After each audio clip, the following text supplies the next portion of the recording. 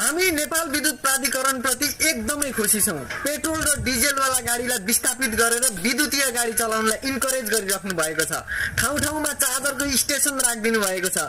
Gas चुल्हा विस्थापित गर्नुपर्छ भनेर घर घरमा विद्युतीय चुल्हा भाँडा बर्तन बाँडिदिनु भएको छ। हामी एकदमै खुसी छौं। तर नि एउटा गुनासो छ। अनि लाइन चाहिँ कति काटेको हो?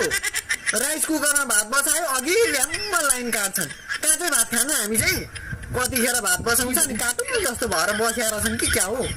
बल्ल बल्ल जसो तसो पकायो कि खाने बेलामा यसो गरिसक्दा अघि ल्याम्म लाइन काट्छन्। अँध्यारोमा कहिले काहीँ त नाकतिर पो छिराउँदो रहेछ हौ। अरू बेला चाहिँ अनि लाइन दिने अनि भात पकाउने बेलामा भात खाने बेलामा चाहिँ नदिने।